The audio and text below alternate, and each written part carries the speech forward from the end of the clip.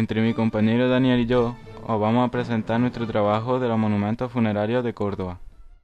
Una necrópolis es un cementerio o lugar de enterramiento. Literalmente significa ciudad de los muertos. Se usa generalmente para los cementerios pertenecientes a grandes ciudades, como también a las zonas de enterramiento que se han encontrado cerca de las ciudades de antiguas civilizaciones. Los romanos realizaban su enterramiento fuera de los límites de la ciudad.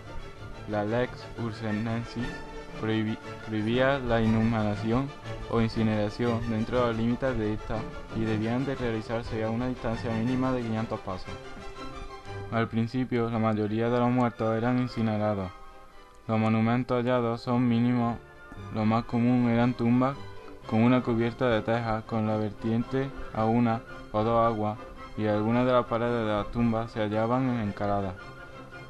El ajuar encontrado en los enterramientos han sido anillos, lucernas, jarrillas, alguna moneda, colgantes, clavos y gran cantidad de piezas de vidrio. Las necrópolis han sido construidas por varias razones, a veces puramente religiosas. El Valle de los Reyes en Egipto es un claro ejemplo. Otras culturas crearon las necrópolis en respuesta de la prohibición de practicar enterramientos en los límites de la ciudad. Los caminos que salían del pueblo fueron adornados con monumentos funerarios, especialmente el Imperio Romano. Puede verse un ejemplo en la Vía Apia, en Roma, Italia. Durante el siglo XIX, las necrópolis gozaron de un resurgimiento por la moda victoriana, con enormes y elaborados monumentos. Uno de los monumentos funerarios de Roma más importantes es el Panteón de Agripta, o Panteón de Roma. Es un templo circular construido en Roma a comienzos del Imperio Romano, dedicado a todos los dioses. La palabra panteón significa templo de todos los dioses. En la ciudad de Roma se le conoce popularmente como la Rotonda, de ahí el nombre de la plaza que se encuentra. En tiempos de Adriano el edificio fue enteramente reconstruido. Su nombre no aparece en las inscripciones debido al rechazo de este emperador a que su nombre figurase en las obras llevadas a cabo bajo su mandato, muy contrario que su predecesor Trajano. Monumento funerario de la Diputación.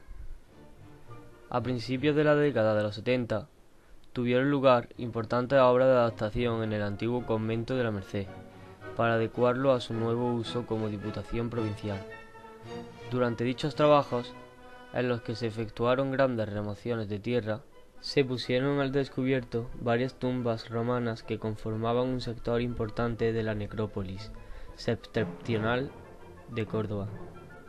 Poco después, los encargados del Museo Arqueológico Provincial, mediante unas excavaciones, encontraron dichas tumbas. No hay muchos datos de estos descubrimientos. Solo se conoce que se trataba de una necrópolis del siglo I, con inscripciones, y también fue encontrada una cripta funeraria que mide 3,3 metros, de fachada por 4,80 de profundidad, y está rodeada de un espacio cuadrangular de 4 por 4,90 metros, al que se podía acceder a través de una escalera, como podemos apreciar en la foto. Dicha tumba se conserva en el sótano y muestra plana de cruz latina con cubierta en forma de pirámide escalonada, con un hueco o linterna en el crucero. Del monumento creado no queda apenas nada, solo un gran sillar que pudo ser utilizado para la representación y monumento funerario. Desde el espacio y la escalera anteriormente mencionada se podía acceder a la planta inferior, donde debieron depositarse las cenizas de varias personas. Monumento funerario de calle La Bodega. Se trata de un hipogeo con posible recinto funerario con plana rectangular construida con sillares de calcarenita y rematada con una bóveda de cañón. También se conservan dos muros que suponemos que formaron parte del monumento funerario y cuya formación hoy en día se desconoce. En su interior se encontró un enterramiento de cremación en urna con el que se encontraba en un ajuar inédito. Su interior estaba adornado con pinturas que no se conservan tal y como estaban.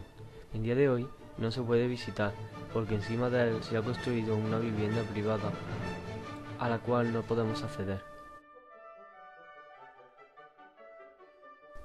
Monumento funerario situado en la Puerta de Sevilla. En 1931, don Enrique de Torres excavó en la esquina de la calle Infanta Doña María y Antonio Maura, y encontró una tumba de grandes dimensiones construida a partir de similares de calcarenita. En un primer momento, la tumba fue desmontada y llevada al Museo Arqueológico Provincial. En agosto de 1960 se decidió trasladarlo frente a la Puerta de Sevilla, lugar donde hoy se encuentra. En referencia a la cual podemos decir que los objetos fueron entregados al Museo Municipal. El monumento que hoy en día conocemos está tallado en caliza local y muestra una planta cuadrangular de unos 3,70 metros de lado por 4 de altura y cuenta con una puerta de arco de medio punto. La cámara está cubierta con una bóveda de cañón y construida en caliza. En resumen, se trata de un hipogeo monumental rematado exteriormente por un edificio que, según la hipótesis de Santos Gener, debió asemejarse a una torre. Esta posible torre podía haber estado apoyada sobre una densa base de unos 20 metros, recubierta a su vez por caliza. En el relleno asociado se encontraron dos urnas cinerarias con fajas rojas pintadas, sin asa y con tapa, un punzón de hueso estriado y algunas otras piezas. De estos datos podemos deducir dos cosas: que los enterramientos en él han sido exclusivos de cremación y que data de la mitad del siglo I. Monumento funerario de la Puerta de Gállego. Los monumentos funerarios de la Puerta de Gállego tienen dos características de la arquitectura monumental de Córdoba. Una de ellas, sus dimensiones, 13 metros de diámetro, y el tipo arquitectónico donde pueden englobarse. Se encuentra a los dos lados de la vía romana que servía para unir la ciudad. Los monumentos funerarios residen en una especie de recintos funerarios delimitados ya en época republicana, observándose en ellos los procesos que han sufrido la necrópolis cordobesa. En época del emperador Tiberio, este proceso de monumentalización alcanza su mayor esplendor con la construcción de dos monumentos funerarios cilíndricos de dimensiones semejantes, pero de funcionalidad diferente y diversa. El más septentrional, que se encuentra mejor conservado, se elevó respetando el enterramiento anterior, lo que nos inclina a deducir que en lo que respecta a los destinatarios de ambos complejos y mantenimiento de su carácter individual, mientras que situado al sur parece haber sido concebido a partir de las dimensiones de las cámaras funerarias como un enterramiento colectivo.